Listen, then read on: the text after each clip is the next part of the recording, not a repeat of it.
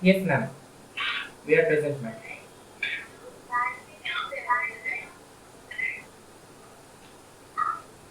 No, ma'am, Neha is not present. Actually, she lives in Gujarat, so there is some sort of unavoidable circumstances in our PG. So she told us in other group, and she left the meeting right now. Alright.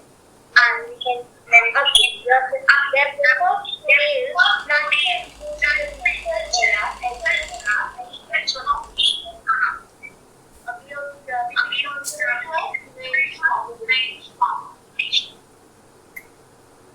Okay.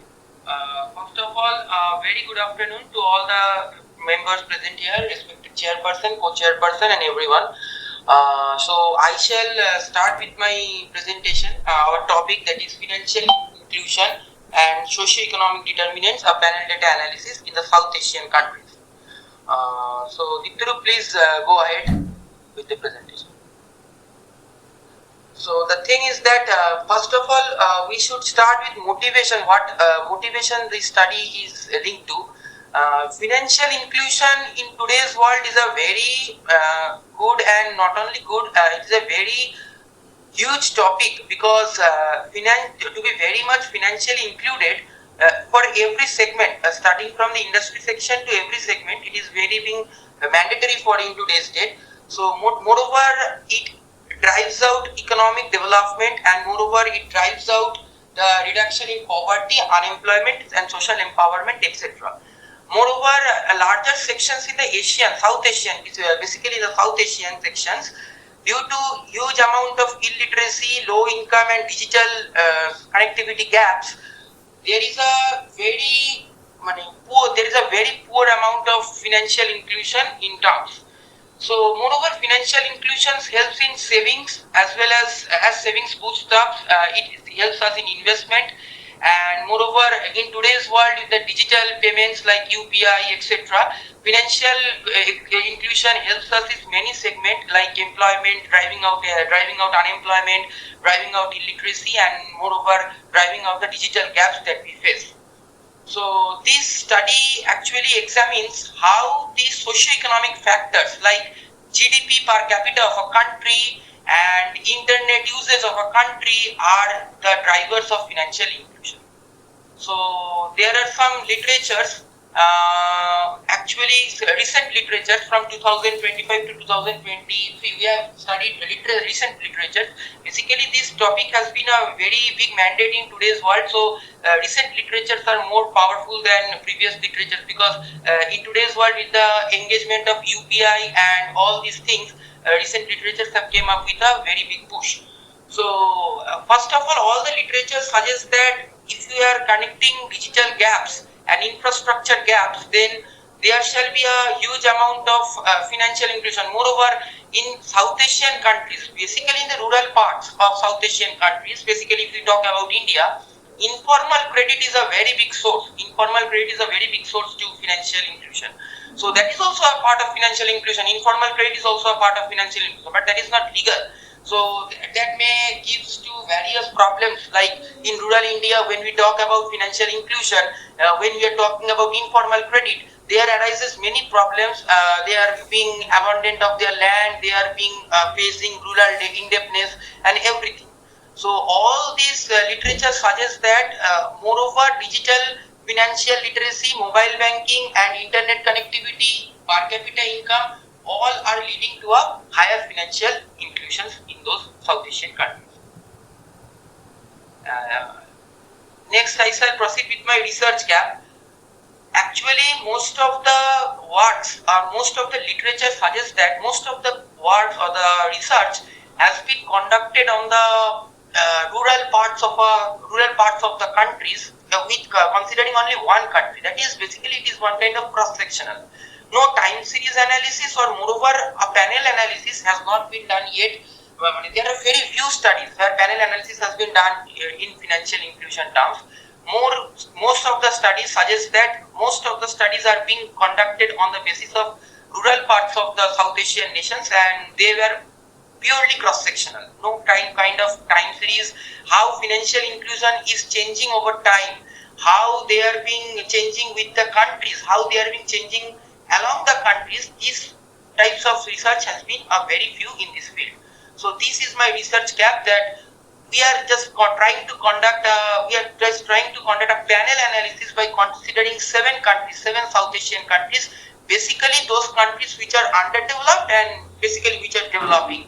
Like India is the one kind of developing economy, and Pakistan, Bhutan, if I say about Sri Lanka and all these countries, these are one kind of, some of the countries are underdeveloped and some are developing. So we are just going to analyze then how this variation works between these developed and underdeveloped countries, developing and underdeveloped countries. Diptaru, please proceed. So our next slide, our objective of the study is to analyze how these variables, socio-economic variables like literacy rate of a country, GDP per capita of a country, and internet usage of a country, how it affects the financial inclusion. How it affects the financial inclusion in what terms. So this is our main objective, basic objective of our study. So we shall proceed with the research methodology. This has been a panel data analysis. We have selected 7 South Asian countries, and from the time period 2000 to 2024. So moreover, our dependent variable is account ownership. How much accounts are there in a particular segment, in a particular country. And the independent variable is the literacy rate, GDP per capita, internet usage. We have done a panel data regression, which has been followed up by a Hoshman test, and the VIF test has also been conducted to check the problem of multicollinearity.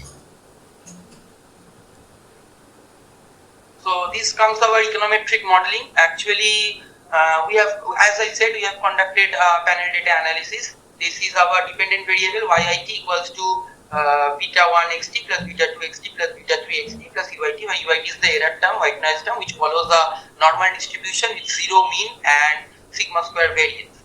And moreover, the beta 1, beta 2 and beta 3 are the coefficients that are being used in our 3 explanatory variables. So next I shall proceed with the summary of the variables. What kind of variables, how they are being measured. First variable is our dependent variable, that is account ownership. Account ownership is being measured in the number of account holders. And second, our independent variable, first independent variable is our literacy rate, which is continuous, and moreover it measures how much percentage of literate population are there, 15 plus years. Then GDP per capita. GDP per capita is being measured in constant US dollar. And finally, internet usage. Internet usage is measured by percentage of individual using the internet, and the source is World Bank. So I shall hand over to Diptaru for further analysis.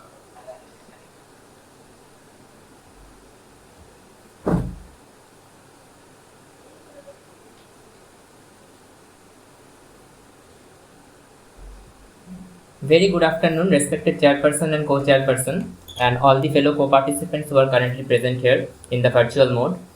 The major findings of our research, we have found that all the 3 variables that we have taken into our study are significant, and all of those variables are significant at a 1% level of significance, except the literacy, which is significant at 1% level of significance. And if I want to interpret the sign of the Sorry ma'am.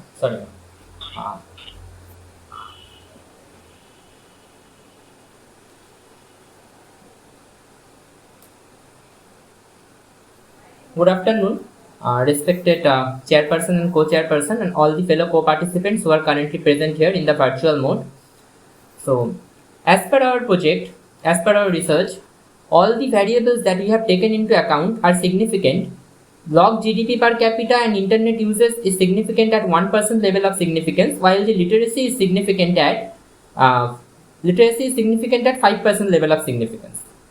And if I want to interpret the coefficients, the sign of the coefficient of the explanatory variables, then we can see that literacy is having a positive sign. That means with more amount of education and literacy, it will lead to higher amount of financial inclusion. In case of log GDP per capita, we can see that the coefficient is negative, that interprets that higher amount of GDP is leading to a lesser amount of financial inclusion. That is a little bit of shocking to interpret. And with the internet users, we can also see that the coefficient is also sharing a negative relationship with the financial inclusion, that higher internet users is leading to a higher lower amount of financial inclusion. Now, before leading to the financial inclusion, before leading to the panel data regression, we have to check for the conditional VIF and R square within and R square between and overall R square to check the goodness of fit of the model. We have done all those checklists ticked, and we have done the Hausman specification test. Our model is also significant at 1% level of significance, that we can see from the probability F value. Leading to the major findings, we can see that literacy strongly increases account ownership. Educated individuals are more aware of the situations, they are more aware about the savings, and they better understand financial services, so they are actually willing to include them financially. We can highlight the role of educational policies and literacy programs. GDP per capita has a significant positive impact, and inclusive economic growth enables broader participation. Internet usage also significantly improves the financial inclusion. Digital access reduces cost and barriers.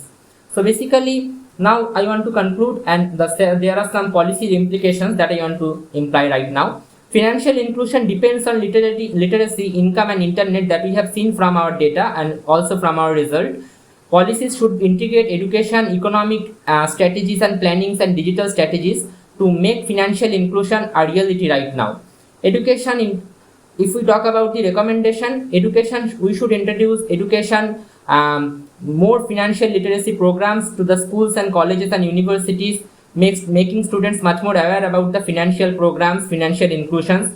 We should promote inclusive growth and jobs, which will acquire people to have higher income, and that will lead to more financial inclusion. And we should also try to focus on the connectivity and reduce cost, and collaborative finance and education growth and digital access are also taken into account, because in the rural areas of the South Asian countries, we basically see that informal credit is a very big source of financial inclusion. Although there is no harm in informal credit, but sometimes this leads to exploitation of the lenders who are actually taking the money. Exploitation of the borrowers who are actually taking the money, and higher amount of interest rate is also applied on them on that particular amount of borrowing. So that's why we should actually promote formal credit sectors and make formal financial inclusion much more applicable in the South Asian countries. Thank you, sir.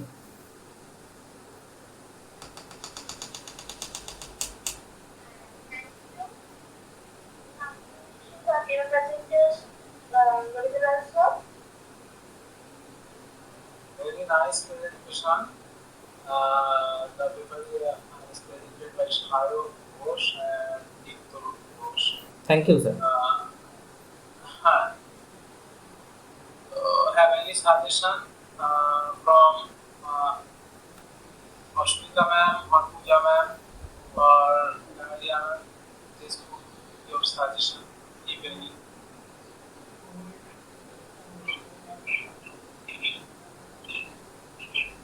Thank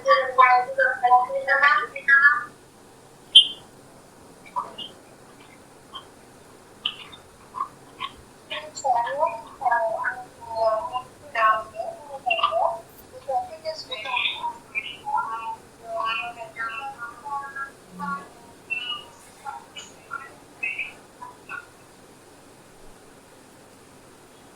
Thank you, ma'am.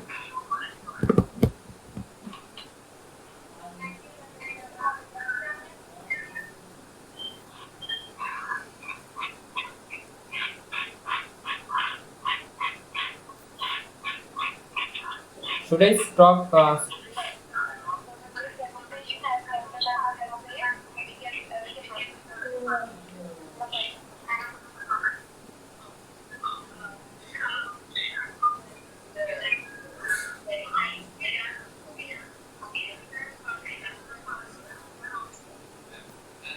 Yes, ma'am. It was in the THK Jain College, ma'am. We can also remember about that, ma'am.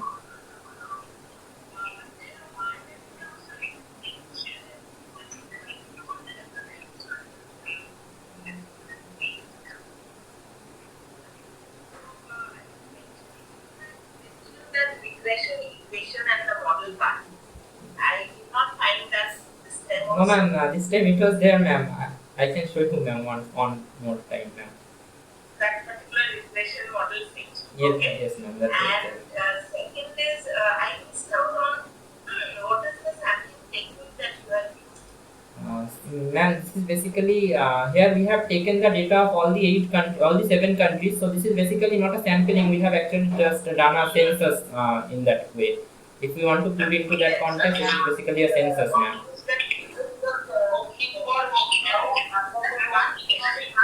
Can we explore also some other, hypothetical testing, hypothesis testing?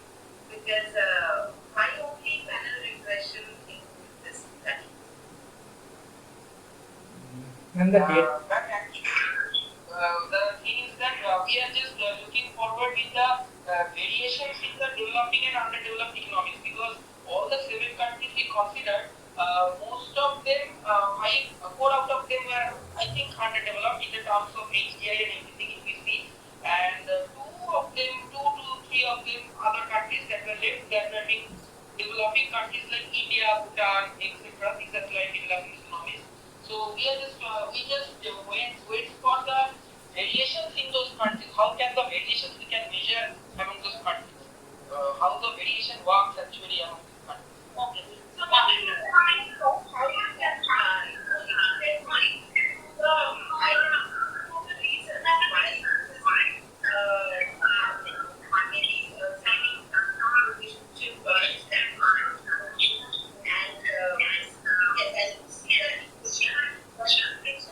more data like